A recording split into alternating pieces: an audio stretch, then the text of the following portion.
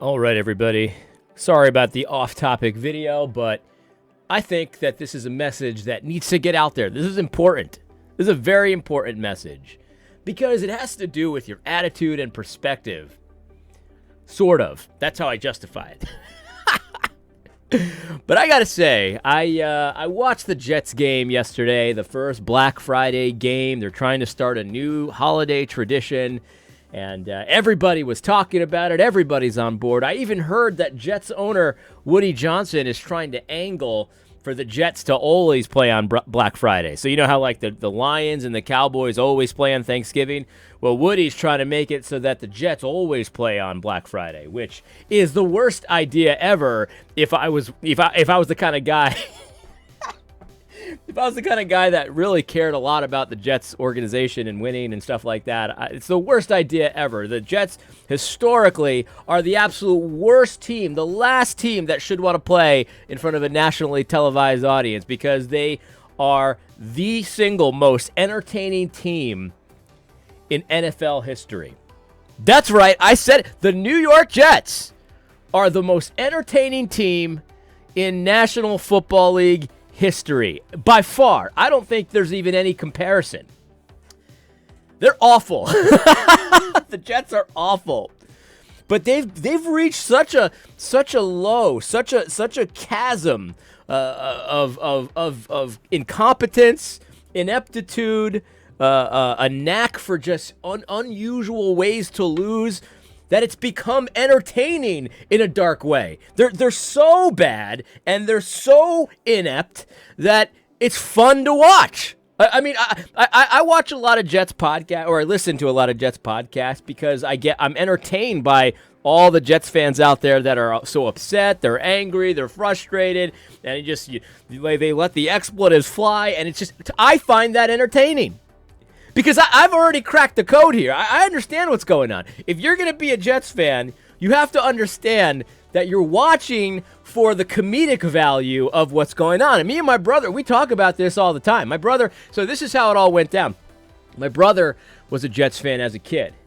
And I was a Bills fan at the time. And if you remember the Bills, they used to be really good. And they went to like 4 Super Bowls in a row. They lost all 4 of them, which is its own special thing. But there was one season, and my dad was a Cowboys fan. So this is the only sport where we separated as kids. I like all the same teams my dad liked, except for this one sport. So I remember that there was one season that my brother would watch almost every game, and the Jets had only won one game that season. They were 1-15. And my brother was just so excited. He was so convinced that the Jets were actually good. And they were in every game, but they would find ways to lose. But they were in it. It was competitive games, and my little brother convinced me, his older brother, and his father to be Jets fans like him, and so we became Jets fans. And he was right. The very next season, they did pretty well. Not great, but they did pretty well. And there were some periods of success, I guess we could say. Anyway, so I became a Jets fan. And me and my brother, we're at the point now where we talk about this, and we're like, let's try to come up with the craziest possible embarrassing play or the embarrassing move to make, and that's probably what will happen because the Jets are, they're good at failing. But the thing is, we've come to terms with the fact that no matter how much we guess what might happen, what tragedy might befall the Jets, we can't possibly guess it because the Jets are inventing ways to embarrass themselves. It is highly entertaining. You have to look at it that way. You just have to. Because if you're going there expecting the Jets to figure out some way to impress you or to make a playoff run or something like that, you're going to be frustrated. You're going to be angry. You're going to be sad. That's no way to live. That's no way to live. You have to embrace the Jets for what they are. They are inventors of losing. They invent ways to lose. No one's ever seen it before.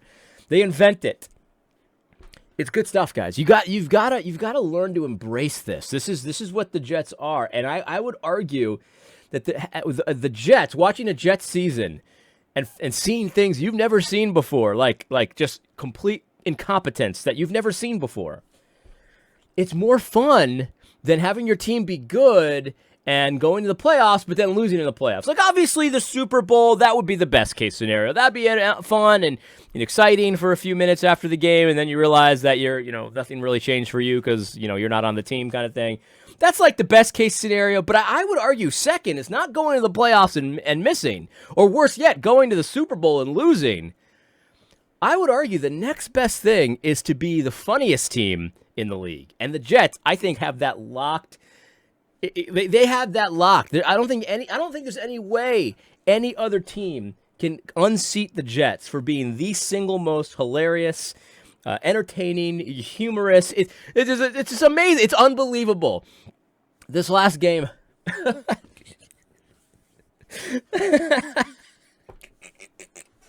It's just too good, man.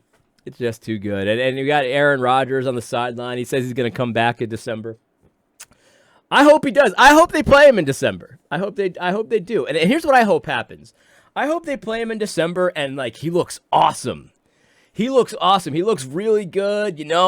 He's dropping touchdown passes. He's got 300, 400 yards. I hope that's what happens. I hope he comes back for a couple games and he just looks really good. And he ruins our draft position by doing that.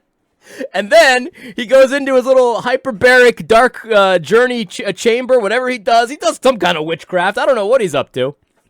He goes on his little dark adventure. And then, the spirits that he talks to, I don't know. This guy's a weird dude. They tell him, Aaron, you've got to retire. And the Jets are totally screwed. I got to say, and I'll tell you right now, a lot of my friends, my Jet fan friends, they're like, oh, at least the Zach Wilson era is over. I don't think it is. I think Zach Wilson is going to be on the team next year. I have no doubt Zach Wilson is going to be in the team next year, and he will start a game next year. That's my opinion. Zach Wilson will be starting for the Jets again next year. That's how it's going to go down.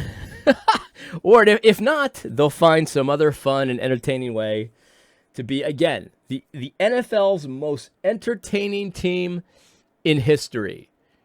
In history. How could... prove me wrong.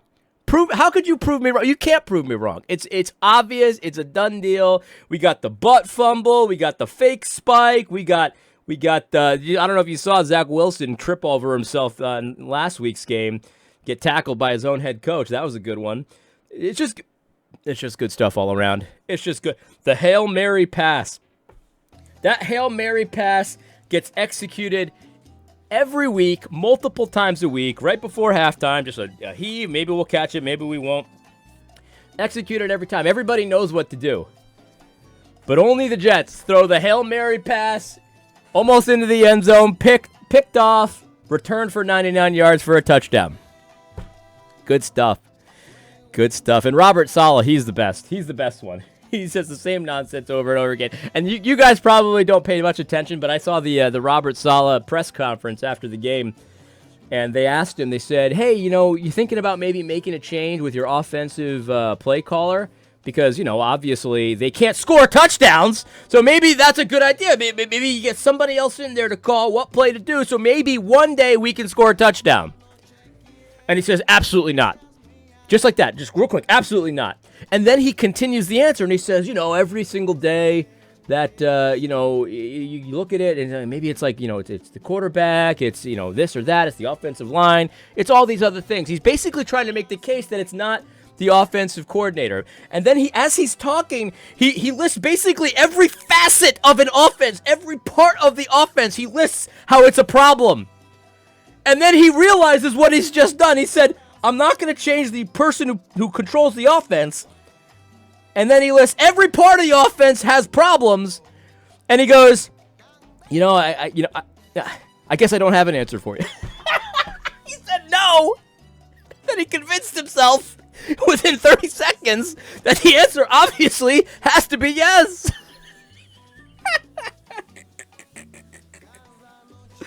Oh, man. And God bless him, too. He obviously, right at halftime when this Hail Mary pick six happened, completely deflated the Jets. It completely changed the complexion of the game. He gets interviewed by Amazon. And I'm assuming he already told them in the beginning that he would do this interview. And he did the interview. And if I was him, I would have been like, yeah, like, I know I said I'd do this interview, but I'm just not in a good headspace right now. Did you see what just happened? Did you see the Hail Mary pick six? I got to go talk to the team.